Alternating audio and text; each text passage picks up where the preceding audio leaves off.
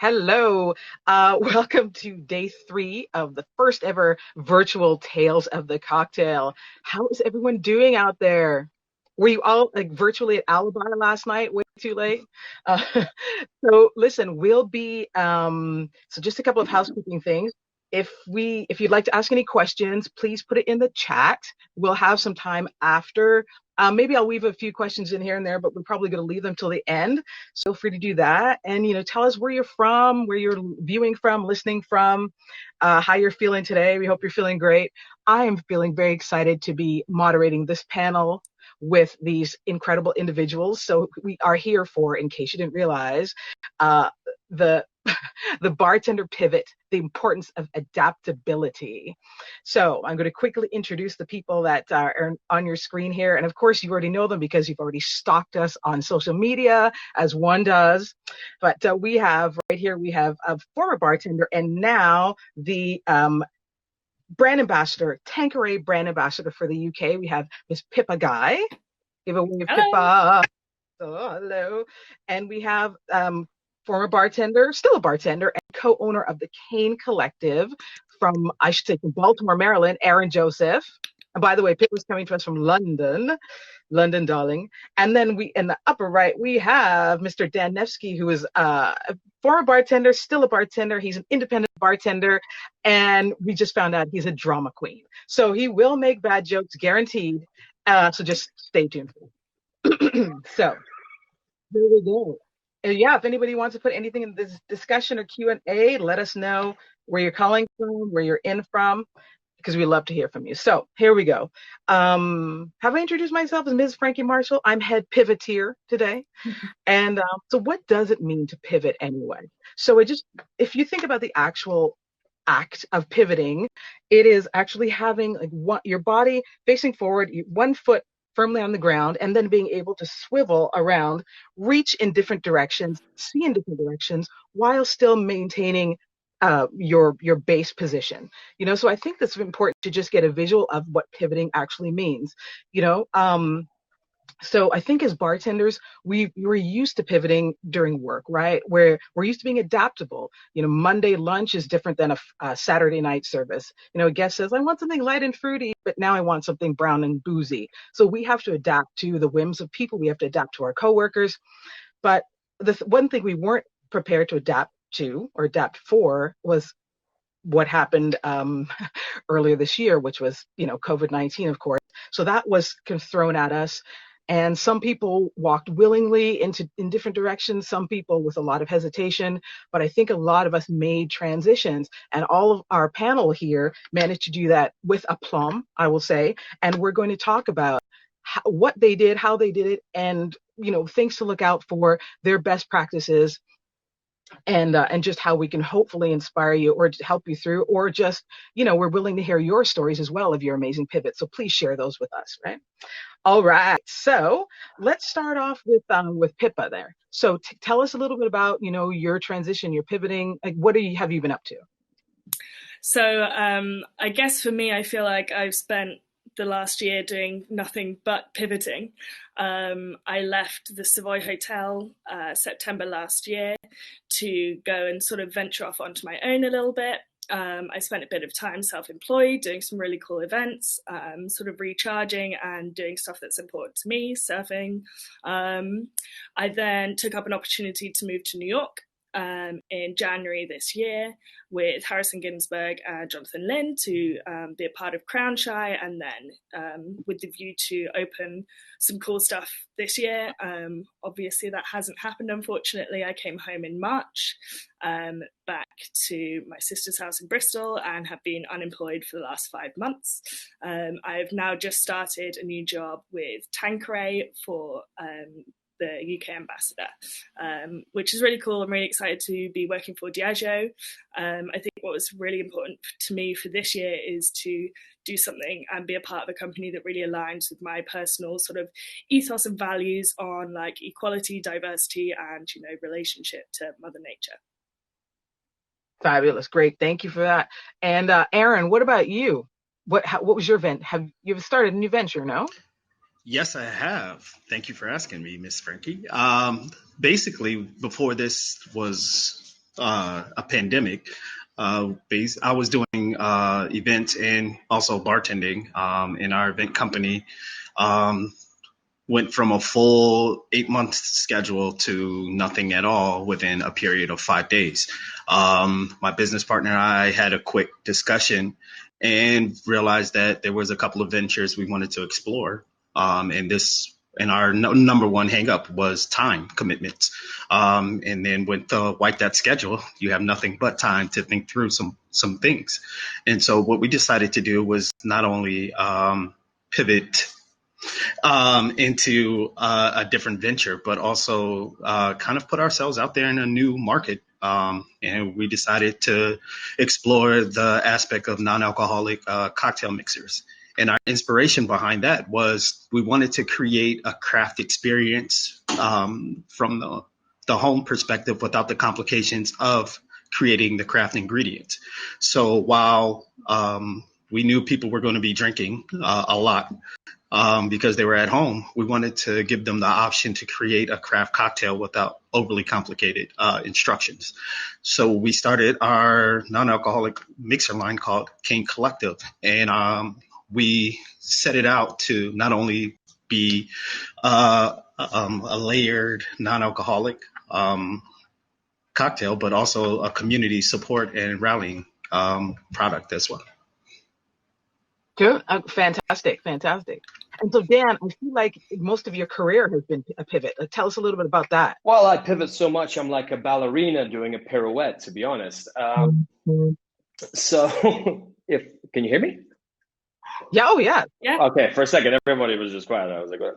Okay, so yes, I pivot left, right, and center. I never did boxing, so I can't be part of the boxing organization. But my major pivot was that I used to run one of the world's largest social media networks alongside my business partner. And then smartly, I decided to leave that just before coronavirus hit.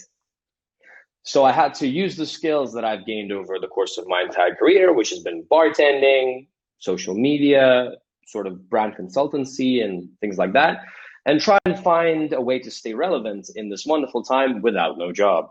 And that's why I'm here. Fab. Okay. That's great. So again, we have someone who went willingly into it, who's been doing it for a long time, someone who, unexpectedly. And so how does one prepare for that kind of thing? Aaron, actually, let me ask you. So this came out of the blue. How were you prepared?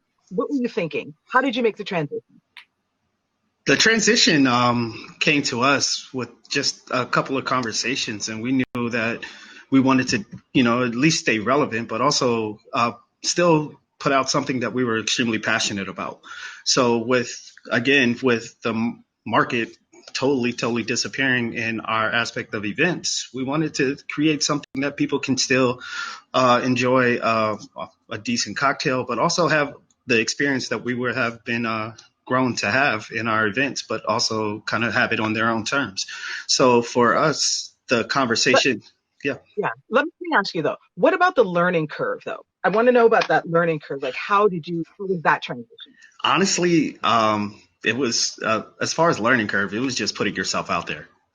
We just kind of just did it and learned as we went, from exploring all the aspects that we had, skill sets that we acquired over years of bartending, and especially in the craft field. We took a lot of those applications as far as creating flavor profiles, applications, and applied those to our mixer line. And it was really beneficial to have that skill set as a background because it proved a lot more beneficial than any of us anticipated. Right. I agree. And Pippa, what about you? I mean, had you thought about going to brand work? I mean, that's not atypical, right, for a bartender to go to brands, but during this time, that's pretty incredible since a lot of people were actually getting laid off their jobs. Yeah, so I think, like when we talk about being prepared for things like this, in some respects, you could never be prepared. You never know what's coming, can you? But there are certain steps that you can take to protect yourself from disaster. ultimately think about your backup plans, think about the skills that you have and different ways you can use them, and also think about self-protection, financial planning. I got really into a guy called Pete Matthews who runs a podcast called Meaningful Money Handbook, and he talks really extensively about having an emergency fund and insuring against disaster, etc. So luckily I was got introduced to him about a year ago, and had sort of built up my emergency fund up to before this year, before it happened. And that's been a huge safety net for me, going through 5 months of unemployment and having to rely on sort of job seeker benefits from the government, which is, next to nothing. And obviously the generosity of my family and friends, etc. And I think Danil has more to say on this point. Take it away, Dan, because I've... Not that I want to encourage him to get talking, but... Let me just... no, nothing to take away. It's hard to get Daniel to stop talking, so just, All right, go ahead, Dan. So, kind of going on the back of what Pippa's saying with regards to having additional skills, a lot of that, what's happened to us is with the coronavirus that we've all had a chance to stop, and then as a result we're sort of thinking too much. Normally you overthink on a Sunday night when you can't fall asleep until 5 o'clock in the morning, but in this case you're overthinking all day. And what this comes down to is a moment you're having, a reflective moment. This is why, maybe because the entire world has started thinking a little bit more, some of the things that are happening around the world right now in different countries is a direct consequence of that. With regards to getting back on track, Bartender's pivoting is all about what your strengths that you already possess as a person are, and you need to reflect on that. In my case, as you've already mentioned, I can talk forever.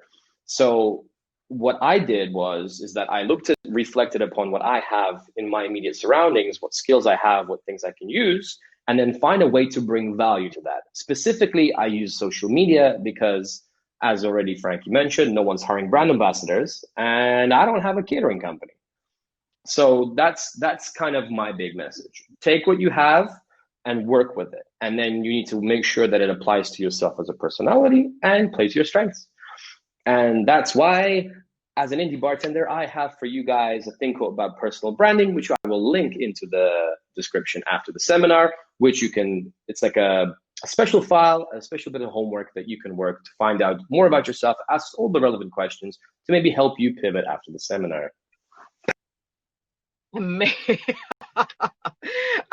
Thank you for that, Dan. So a couple of things that were brought up. Financial planning is huge. We all need to have some kind of safety net, right? So we are able to jump from one role into another, right?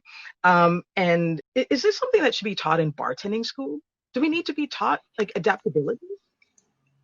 Anybody? Would that be weird? Or is that something that we should, that's something I'll be planning for now? Yes and no. I guess there's a certain level of responsibility that bar owners or the people that are, the higher up people in the program need to sort of instill into the younger people, but also, that's a personal ownership thing.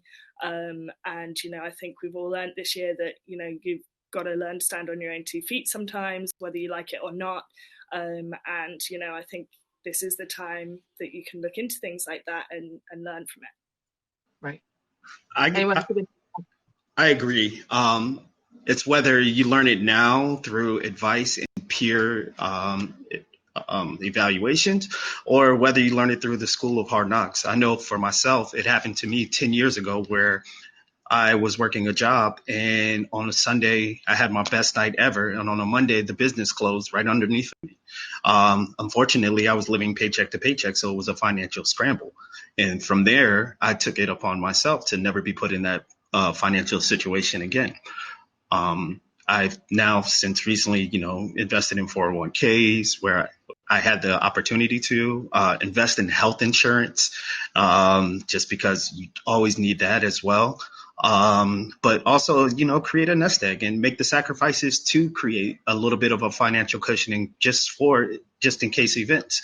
I know during this time, my immediate thought was not to make money, but to actually protect my little bit of financial cushioning, just so I could have it in case something else happened. And so that was a big motivation for myself to kind of diversify my talents and create another opportunity for financial revenue.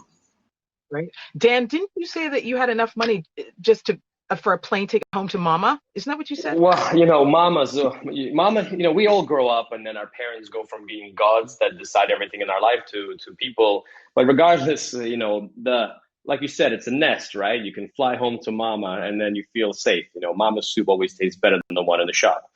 But then I want to sort of take a different side of approach for a second. I think hindsight's a bitch, right? For those that have a financial cushion and have prepared for this, and I feel like some of the people in this who are having this conversation right now in this seminar, we've all planned for this. And it's easier for us to say to people, have thing when we've done it. So for those watching who agree with us, great. For those watching who maybe haven't planned for this, hopefully this will be a learning experience. For those that don't have, and maybe this is like a last ditch attempt, man, fly home to mama if you can. And for myself, similar to Aaron, I had a situation where I was kind of low on money. I ended up borrowing money and being in the minus. So my financial cushion has always been that I need to have at least 3 months rent to survive on in case I lose a job, and then enough for a plane ticket to mama, which is, at the age of 30 is a very embarrassing thing to say. Well, I no, we're all in a safe space, but absolutely financial planning for sure. And let's bring Pip back even a little bit more locally. Let's talk about it in bars. I mean, so right now with my situation, I recently picked up a couple of shifts at a place, and I am now relegated to service bartender, drink runner, and glass washer and polisher. And that's something that I'm doing with gusto, wholeheartedly. I really got the twist right on the polishing thing, but that's the reality of it. And I've long advocated for cross training in bars. Like when I ran a bar, everybody had to be able to work the floor, wash the glasses, host, and do everything. So that's so much more important now because bars are not hiring back a cast of thousands with their staff. They're hiring, very slim staff. So if you can perform all of those roles, you're a much more valuable employee. Do any of you have anything to add on that? How we can work on that in? Yeah, go ahead. We'll start with Mr. D. Mr. D coming at you. That sounds weird in English. I always been a big fan of the term seek discomfort. When I started bartending, and I think this is very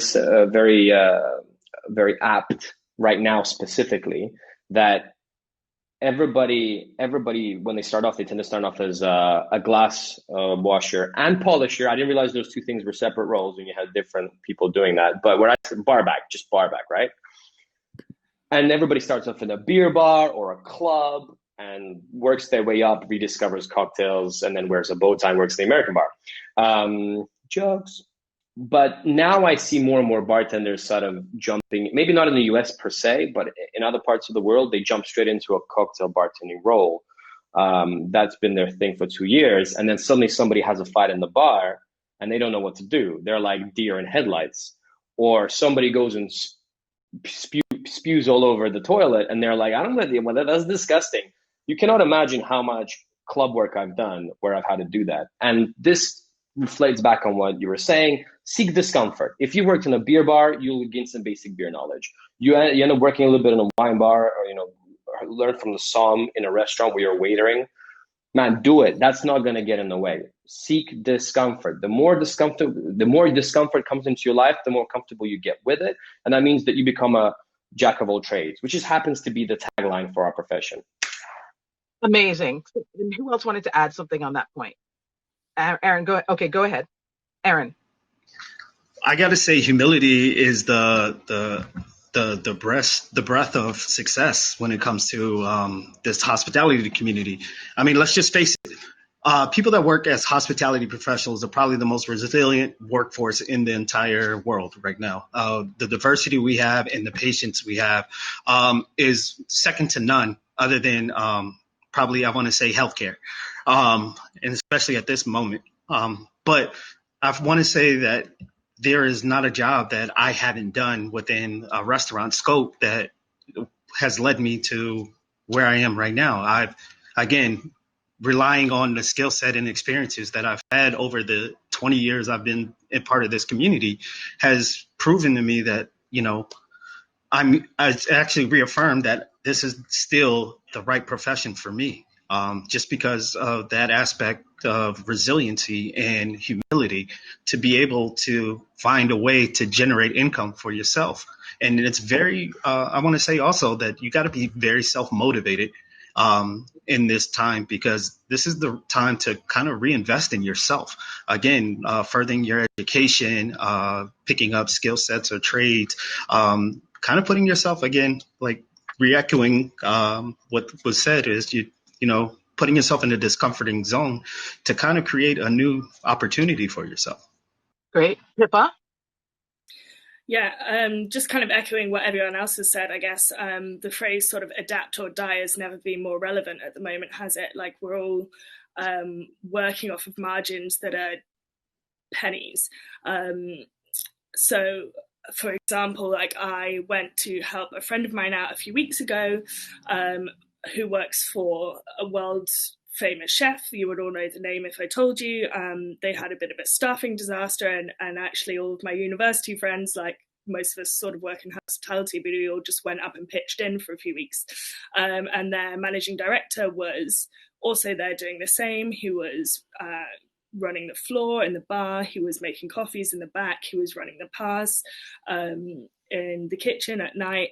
And he was like, what I'm doing now could be the difference between sink and swim for us. So you've just got to know how to like do those things and never think that you're above doing any role. Absolutely. Fully agree with that. Is there such thing as wearing too many hats? Like, how do we know when to stop pivoting? When we move here, we go there, we look there. Should we just be trying anything we can right now? Or should we, I don't know, bring in the focus a little bit? What do you think? What do you think about that? Pippa, why don't you start again? Or Aaron, if you're ready, Aaron. No, okay. I thought you were Someone else can go first, Ron. All right, Dan, you go ahead. I'm sure you have something. I unmuted myself. Regards to wearing too many hats, well, I think by definition, I'm getting super philosophical here. By definition, human beings aren't exactly a machine, right? So even as bartenders, you're putting the glasses away, you're talking to guests, you're making drinks. But by definition, we wear too many hats, And the only way to stay sane in any career for a long time is to find new ways that keep you sane, that keep you interested. You have a midlife crisis because you feel monotonous. That's the whole point. So with regards to pivoting is just you maybe shining a spotlight on another part of your already existing personality and giving it more love. And that spotlight could be a part of your existing career. That's the best way I can put of it. So I think, we've had Abigail, we've had Cassandra, Michelle, all these people comment right now during the seminar. They're mothers, they're loving wives, I assume, because some of them say they have kids, right? So we're all numerous things already. A brand ambassador is just a role. A drama queen is just an image.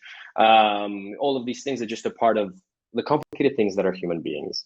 So I think the most important thing is not to bite off more than you can chew. Don't put too much on your plate and try and do two things at once. Focus on your strengths and develop those. Yeah. I would say that you can focus on as many as, like, you can do two things at once, you know what I mean? And sometimes it is helpful to do that, and it is helpful to explore, different, because we all need to try different things, right? Because we won't know until we try. But I agree that we do need to pull the focus back at some point. But right now in this time, I don't think there's anything wrong with trying new things. I know someone who just went back to school to learn to be an electrician, a bartender. And so people are really just trying anything they can right now. Aaron, did you want to say something? Aaron?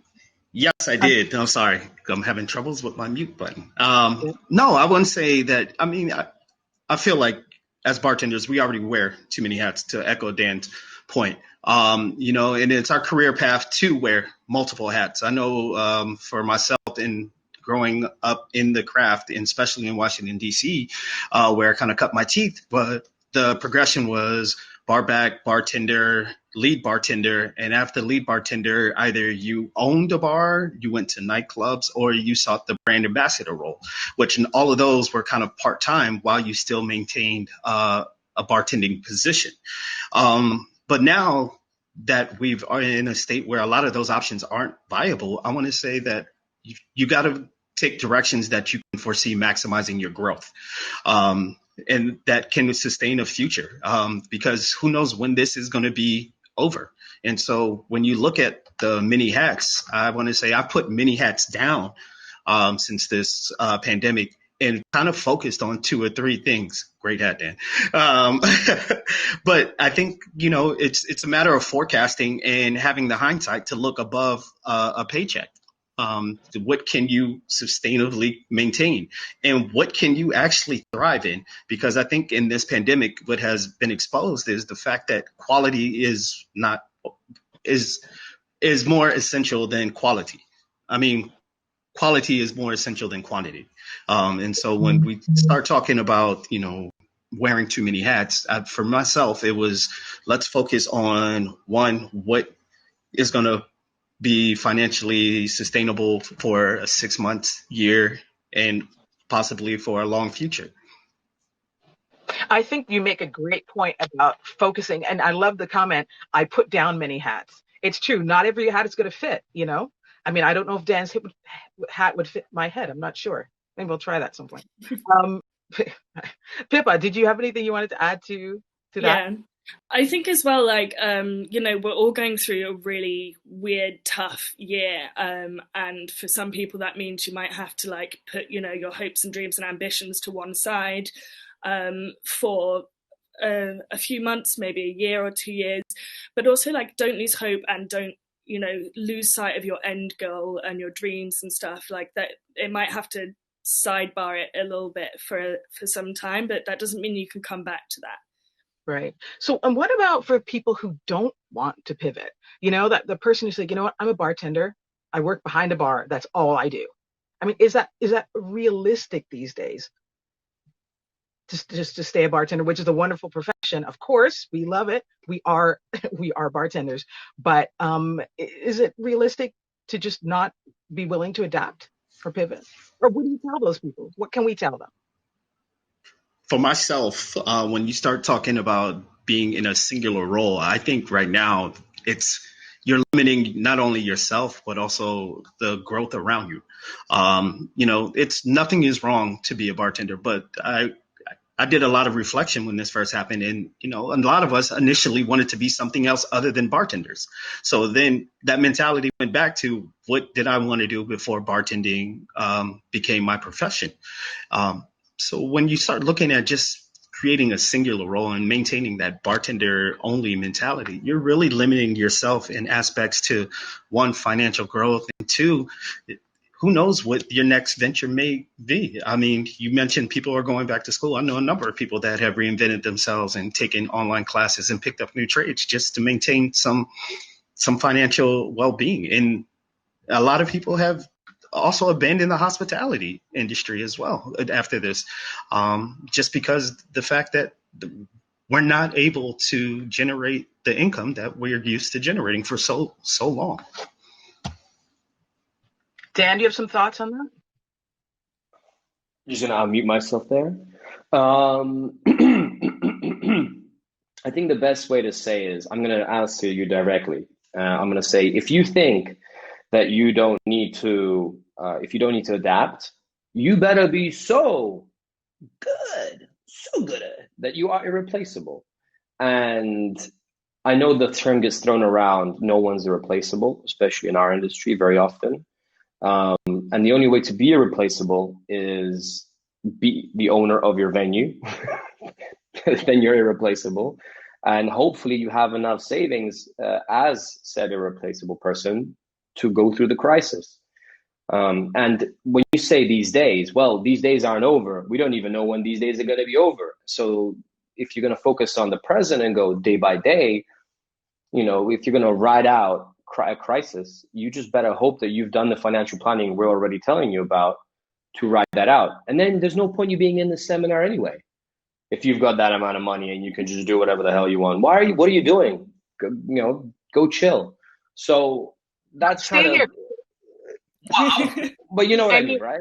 It makes sense. Stay here and learn. If you're irreplaceable, if that's your opinion, and if you have the money to do that, pina coladas, up to you.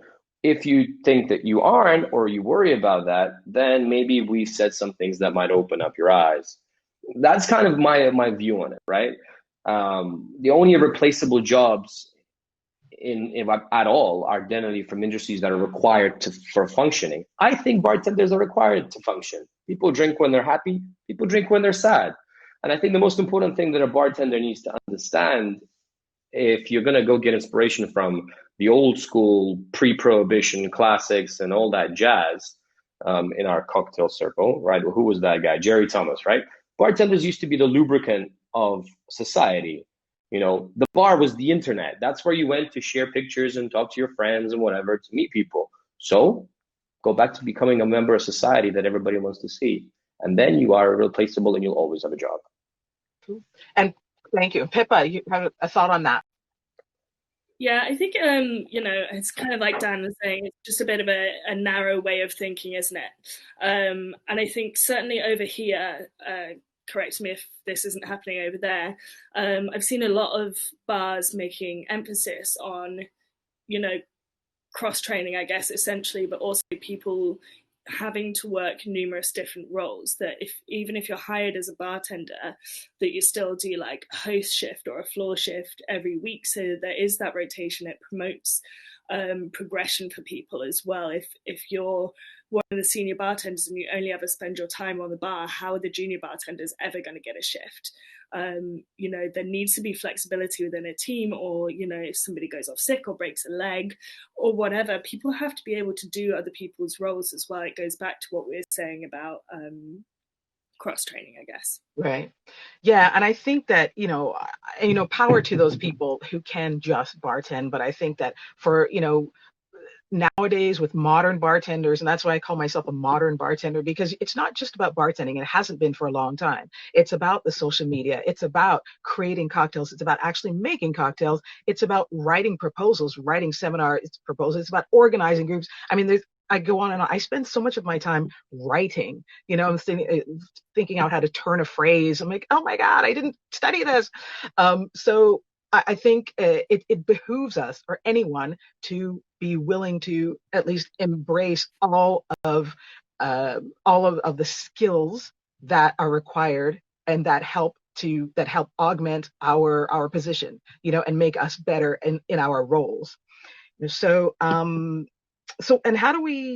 talk about some best practices. Let's get into the fun stuff, the actionable items. And I'm going to throw in a question here that someone asked about any recommendations for books, speakers that address adaptability, but not just in our industry necessarily. So you can have a think on that.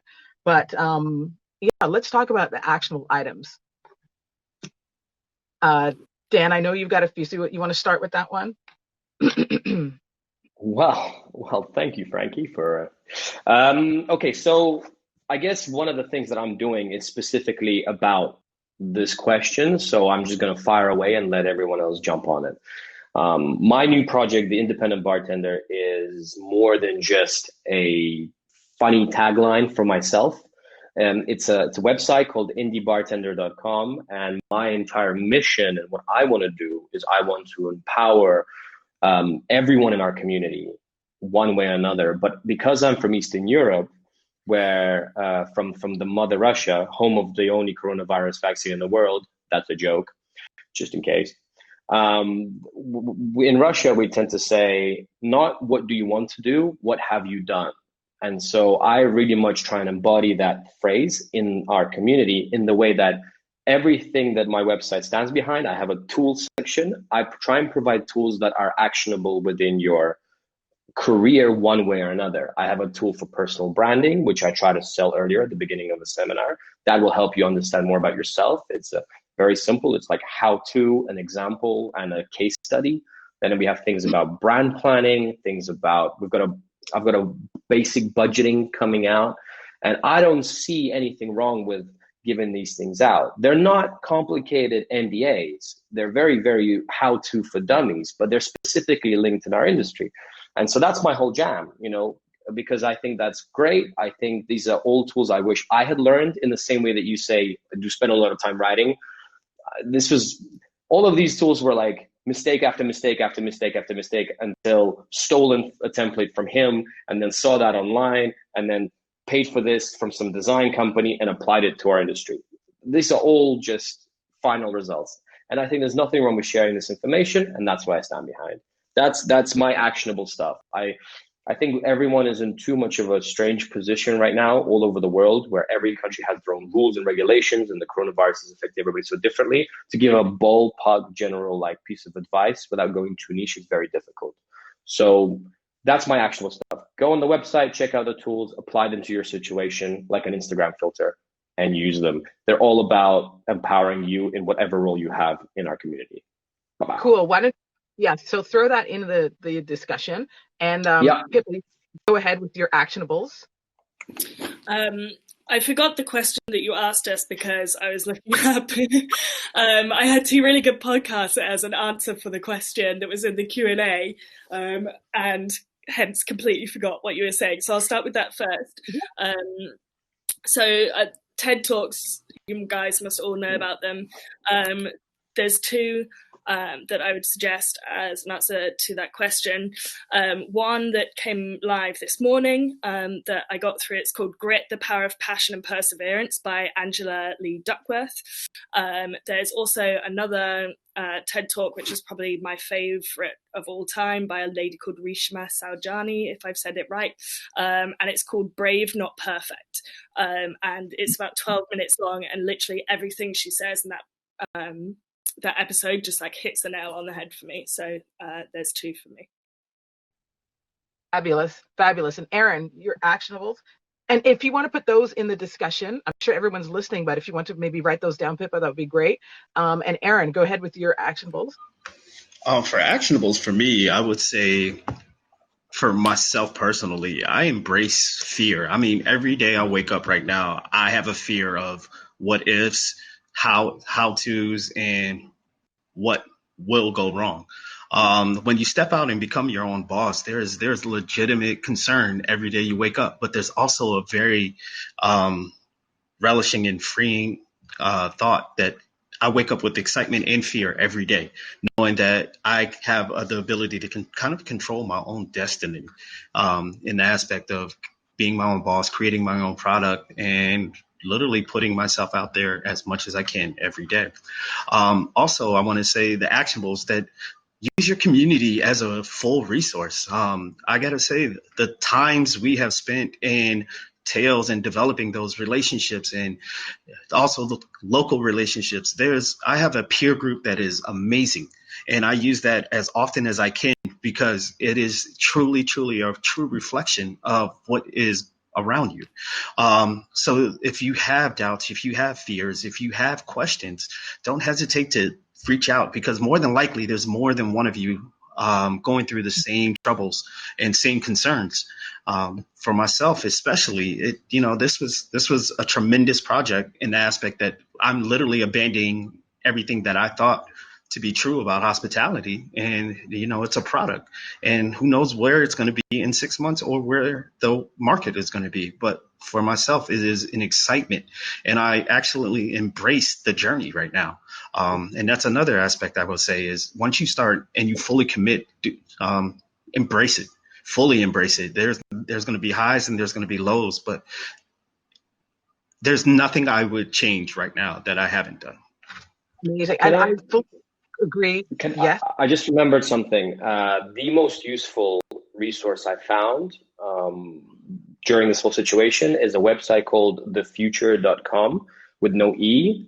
It's a design company from LA, and their whole goal is to help freelancers do their jam without feeling gross. They want to teach 1 billion people. That's their goal. And this is the only YouTube channel, Instagram, and website that in my opinion has helped me and has provided tangible, actionable information. And I've actually modeled the entire thing that I'm doing based on them. I'm like, cool, I need to provide tangible value. I know I'm using social media to do this, but I believe that you can go back to the idea of what Aaron is saying. It's like sharing is caring right now. Everyone's going through a shit show. So because there's pressure, outside pressure, everyone bonds better together, because we're all going through the same uncomfortability. So you can sort of work with other people. I wasn't trying to hijack, but thefuture.com, I've just posted in the comment. Everybody should check it out. It's the best, for everything you do. So I will concur with what the three have said. So to summarize, look for resources within your community, but also outside of the community. Don't just look to bartenders in the spirits world, look to the world of design, of tech, of media, whatever it happens to be, because there's a lot of people doing what we do who've done it already, whose full-time job is to do it. So absolutely look for resources. Get rid of the ego. Don't be afraid to ask questions. I always say I can learn from anybody. I learn from people with less experience than myself, with more. It doesn't matter. I will take in all of that information gladly. Another question we had was, what are your thoughts on advocating urban gardens for industry folks as part of the solution? I personally, I don't do gardening. Don't really do commune with nature too much. But anyone want to handle gardening? Has anyone done urban gardening? I mean, I know that there's a lot of different, solutions like that. I mean, maybe, we can grow herbs for, to use in the bar, I'm assuming, that kind of thing. That was from Rum Bishop Eugene. The book question was an on, by the way. I know Eugene. Eugene's a bit of a dude. He lives in just outside Nairobi. And if I'm not mistaken, we can always. So his whole jam is that he started gardening. Not gardening. He started a farm, and that's his whole jam during this coronavirus. And he's from the bartending industry in a way. If you can be self-sufficient, be self-sufficient. Like that's what I want to do. When I'm 60, if I got a farm and I can eat the food that I grow myself, then my lack of a pension fund or 401k is going to be great. So, be self-sufficient. But independence and self-sufficiency is the best way to go about things. If you value yourself and you've created value for yourself and you're independent and self-sufficient, then you have more confidence, more self-respect, and in a weird kind of domino effect of that is that everyone else has more confidence in you and has more respect for you. You're not dependent on other people in any way, shape, or form. And also, I was going to say, there's a bar I think they're based in Medellin. Somebody tell me the name of this bar, who actually, at the beginning of COVID, they actually took their whole bar team to a farm, and now they're living on that farm, and they're farming organically and using those ingredients in the bar. What's the name of that bar? Anybody know? It's not coming to me. So yeah. They're doing a seminar. They did a seminar in Tales with us. There was a whole thing about it a couple of days ago. Yeah, so that's definitely been done. Okay, so do you guys, this is from Cassandra Eichhoff, do you guys think that bartending potentially is going to go back to the side hustle ideal for the newer generation instead of making it a full-time career?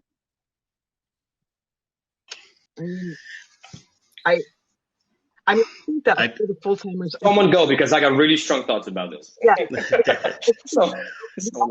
Generally have a side hustle anyway. That's part of it. I mean, freelancing for me is a side hustle, even though it seems like part of the regular job. But so I would say, though, for the newer generation, again, do what you can at this point. You know what I mean? Pippa, before we get to Dan, Pippa or Aaron, did you have thoughts on that? Yeah, I think, to be honest, who knows at this point? We don't really know what's going to happen. I think it would be a shame if we go sort of back in that direction, because I think we've sort of fought really hard in hospitality to be recognised as a career or a profession, haven't we? And I think certainly I know that I only sort of stopped getting asked the questions like, so what else do you do? Is this your full-time job? Are you studying, maybe 2 years ago? And had to, really bite my tongue with people and try not to get insulted. And and be like, no, like this is my career, this is my profession, I want to be here, like I love this. So I think it would be a shame if we go back woods a little bit, but I mean, who knows in these times, like, you know, no judgment, people have to do what they have to do to make money. Absolutely. Aaron? I can't see us going back. I want to say, like the cliche term, we've gone too far to go back now. There's so much invested in the hospitality community to the point where it's still a viable professional career path. There are a number of avenues. I think it's limiting to say that bartending is the only way through hospitality, but there are a number of different aspects in hospitality right now that you can explore and still keep it as a primary focus as a career profession, to the point that if you are willing to exit, and that's your personal choice, that's good on you. But I think that you can still make a great professional career in hospitality, in bartending, because bartending is so many things, and you got to look at like what a bartender, Dan brought it up, what the bartender used to be and what it is now. Is a bartending is basically a glorified host, somebody that kind of takes care of the community around them. And so when you start embracing that ideal, that it's still something that is viable and it's a necessity, you are essential as a bartender. So to say that, it's a side hustle is discrediting all the effort that people before us, people that are going through it now, have done and put in the legwork for. Cool. All right, fair. And then Dan, you have a couple. How much time do I have? 30 seconds. Thank you. Well, at least give me 45. Okay, this is a topic I enjoy. This is a topic I could talk forever for, but I'm going to try and keep it down to 3 things. Number 1, bartending is the greatest job in the world. Prove me wrong. I'll do a louder with prouder situation here. Number 2, it's the most unique job in the world. A bartender from America can go fly to Fiji, doesn't speak the local language, sit at a bar, end up somehow communicating with the bartender serving him that, oh, I'm also a bartender. And then after 6 hours of drinking a couple of beers and the place gets busy, he might end up bar backing for said bartender whose language they don't speak. Some dude from Turkey is not going to turn up to Paris and go, oh, I can also make croissants. And the chef is going to go, hey, just jump in the kitchen, no problem. It's the only job in the world where this can happen. That's A. B, there will always be a percentage of bartenders around the world that for whom this is a side hustle. Even my unicorn ran out of juice there. There's no light over there anymore. Anyway, so the point is there will always be a percentage of our community that are doing it as a side hustle. The reason is because you can't bartend till you're 21 or 18 in most places. No one at the age of 12 goes, I want to bartend, because they can't drink, right? Because it's a poison and there's a reason for that. So most bartenders do fall into the industry in a different way. This is like a societal, anthropological situation, right? So that's not going to change. So if anyone wants this as a career, just needs to deal with it, suck it up, and that's going to be a part of it until we can drink from the age of 5. And trust me, I'm from Russia, you don't want that. And so then 3, and finally, our industry is the only industry which cannot be taught through universities or schools. Cassandra Einhoff is from South Africa. She runs EBS South Africa, which is a great company. I love them. But you can't teach a real bar through courses, right? You have to do the legwork. It's almost like the whole Aboriginal religions all the religions before Christianity and Islam, right? It was passed on through word of mouth, right? That was the whole thing. This is the only profession where that's the real way you get better. You get a mentor, stuff gets passed on to you. Yes, you can read some books. You can rotovap the crap out of anything, but that's not going to make you a better bartender. And so because that's the way it is, that's just the way it is. Deal with it. That's my ABC. It's never going to change. And right now with the coronavirus, I can see the blue thing. It's going to cut the fat. Anyone who treated this as a side hustle is going to move on. And it's up to us to be the leaders of our industry in the future and teach the next generation, just like the shamans that we are, to make this carry on. And everyone in this room is a dude and a dudette and whatever you're the best. Okay, great. Thank you so much, Dan, for the encouragement. Feeling better about ourselves. So now Naima Brown had a question about for Pippa, actually, and this is something I was wondering as well. How did you land a brand ambassador job in this climate? Besides being awesome, and I mean, just look at you. Well, I guess like that's kind of easy and difficult to answer. Obviously, we are all in different countries, and the situation is massively different everywhere. So it really depends on your location and what's happening with your brands in the country and what your individual situation is. I feel very lucky to have a job right now at all, let alone a new job with a fantastic brand. So, I consider myself very fortunate in a landscape that's not looking as good as it has previously. It's, I won't beat around the bush. I had really tough months of sitting on the sofa being unemployed, and I had, I had some good days, but I had some really bad ones as well. And it is, it's about kind of what Dan said earlier, looking at what skills you have and what you can do to put them in a different direction. And I think this is something that I wanted to do maybe in a few years down the line. Obviously my plan A for this year was to move to New York and be part of this cool opening. That didn't happen. Plan B was hopefully to go back to New York a few weeks after I left. That didn't happen. My plan C was, a different route altogether. I was actually applying for jobs with the NHS, the health service in England, with the emergency services. That didn't happen. And eventually we got to the point in July, late July, August, where our industry and our environment was sort of opening up again, and this job came up that I had been in touch with a few months before, but the company was on a global hiring freeze, as I imagine many people were or still are, and I tried my hardest, and I probably got lucky as well. Well, I'm sure there was a little bit of a know-how and talent, and I mean, you've worked at some great places, you published books, so I mean, but yeah, that's a really great question, because I was really curious about that as well. I mean, it just goes to show you that no matter if there's a hiring freeze, no matter if there's a pandemic, businesses are still looking for talented people. So we all need to be those talented people who can fill these roles. All right, so we only have a few minutes left.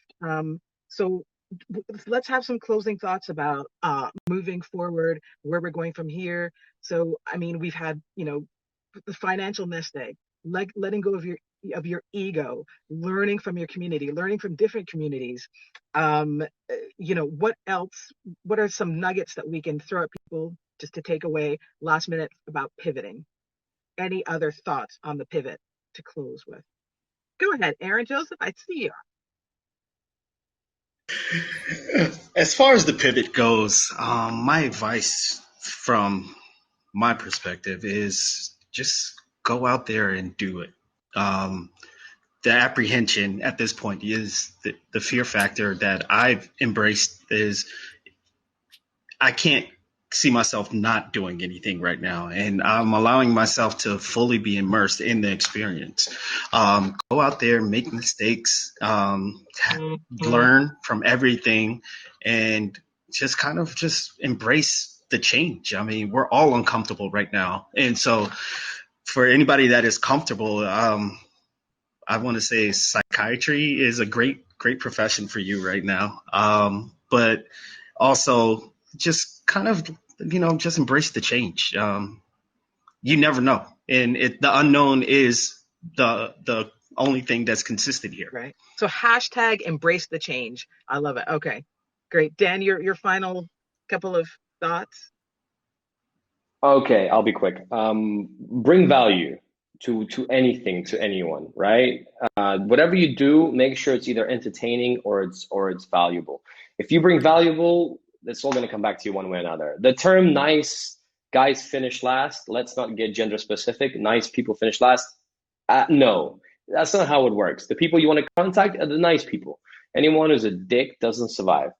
And so bring value to it in any way that you're doing, whether it's maybe a compliment on the way to the bakery, or with whatever social media, or with your job as a caterer, or in any way, shape, or form. If you bring value, value will come back to you in whatever you choose to do. And I completely agree with Aaron about embracing the unknown, because we all remember our first kiss, our first bike ride, and we're all super scared. And when we do it, we're like, oh, that wasn't that hard. What was I scared for?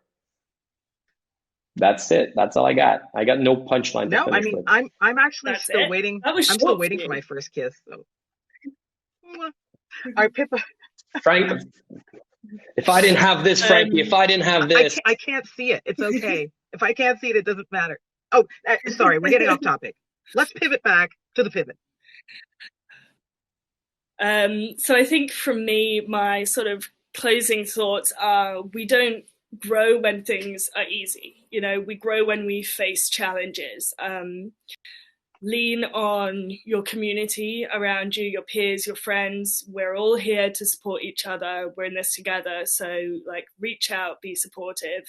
And also, like, you know, adapt, grow, learn, pivot. Yeah.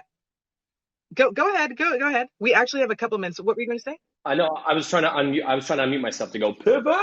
Yeah. But I forgot. Ooh. Or can we just say transition, since we've all heard pivot way too much? Sure. Pivot. Although transition works, adapt, you know, sidestep, side hustle. I mean, what else can we call it? You know, anyway, just doing it. We're doing it. And life. Exactly. It is. Life. It's just life, you know. For a lot of people, it's so funny because actually naming it is a very kind of first world kind of thing, don't you think? Because this is something that people have been doing for years, right? I mean, there's been migrations. People have had to move for work. People have had to change positions and jobs, and you know. So, but we're just naming it because we can. So because labels, because marketing, because that's what we do, right? You know, everyone's trying to label stuff. There's no point. It's a waste of time, waste of your energy. So I'm just going to see if there's any last minute questions here. And I think, 2 minutes. Okay, that we've got 2 minutes left. So adapt, grow, and learn, pivot. They love it. Sorry? Last question. Oh, actually, there Anyone was one else? quick question. There's someone named Dale DeGroff. I don't recognize his name, but anyway, he was out there. Oh, and my he goodness. wanted to know if Salvatore Calabrese actually paid for that poster there, Dan, over your shoulder. Wow. I'll be honest with you. This poster is probably not the most politically correct to show right now, but I will do it anyway. This is a poster that was done of Salvatore Calabrese and 2 Playboy bunnies to make fun out of the fact that Salvatore had a bar in the Playboy club in London. Did he pay? The question is, did he pay for product placement? That's what we want to know.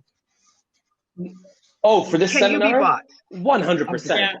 I have shares of his liqueur as of this. All right, cool. So now we know we can all be bought. There you go. So check out indiebartender.com. Check out Cane Collective. Check out Pippa coming to you with some Tanqueray gin. Can you check out Tanqueray gin? It's a small brand. I will be in and around the universe here, so you can find me in New York. I just want to thank you all, Pippa Guy, Aaron Joseph, Dan Nevsky, Tales of the Cocktail Foundation. Thank Levi, our green room wrangler. I want to thank you all for being here, for tuning in, everybody in the discussion. Thank you so much, and you know, enjoy the rest of your tales. And thank you, Frankie Marshall, for bringing us all together. And positivity. Thank you, Frankie. Everybody. We'll see you in the web. Thank you. Darling. See you back in the green room. See you back in the green room. I'll see you back in the green room. Let's have a cocktail.